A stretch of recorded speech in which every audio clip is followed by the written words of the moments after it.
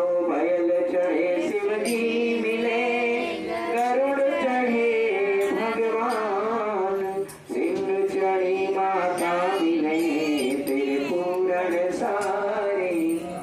कथा प्रारंभ होते हैं, सुनो वीर हनुमान, राम लक्ष्मण जानकी, सदा करो कल्याण। बोल हनुमान जी महाराज की, कार्तिक महात्म की, तुलसा महारानी की, विष्णु भगवान की जय। कार्तिक मास के पावन पवित्र कथा में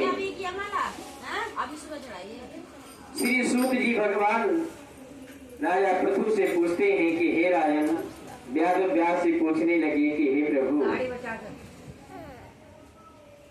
कार्तिक मास में गृहस्थ आश्रम का फल मुझे बताओ, क्योंकि सभी आश्रमों में जो गृहस्थ आश्रम होता है वो ज्यादा कठिन माना गया है। तो व्यास जी कहने लगे कि जैसे सभी नदियों का सार सागर में होता है, कोई भी नदी हो लेकिन उसका जो समागम होता है वो कहाँ होता है? सागर में होता है।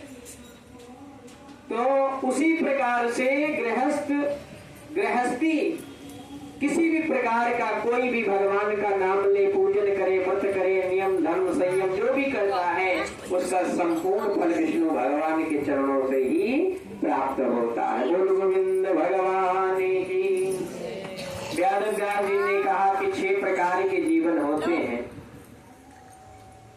पहला जीवन भिक्षुक होता है, भिक्षुक का, जिनका नियम होता है कि केवल 5 घर भिक्षा मांगते हैं और जो कुछ भी भिक्षा मांगने से मिलता है उसी से अपने जीवन को व्यतीत, दुनियादारी से कोई मतलब नहीं है।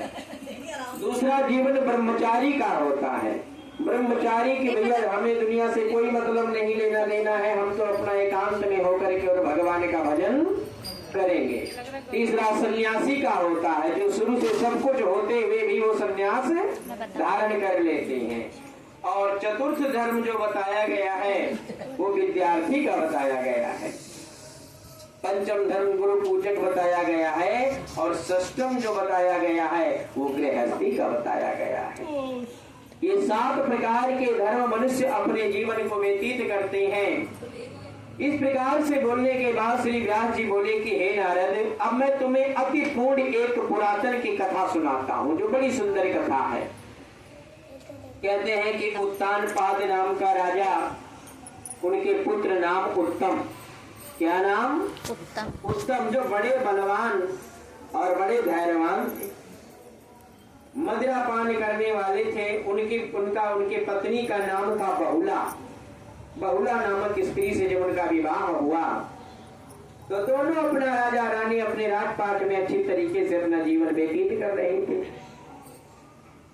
एक दिन पूरा सभा लगा हुआ था, राजा रानी सब बैठे हुए थे, दरबार वेश्याएं नृत्य कर रही थी।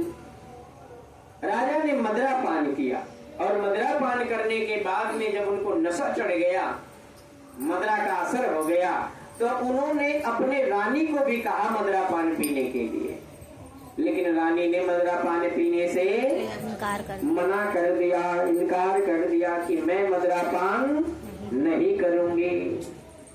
राजा को गुस्सा आया और अपने अनुचरों को बुला करके राजा ने तुरंत कहा कि इन्हें निराजन जंगल में छोड़ करके आओ, जहाँ किसी भी प्रकार की कोई व्यवस्था ना हो। अब राजा का आज्ञा है, प्रजा कैसे नहीं मानेगी।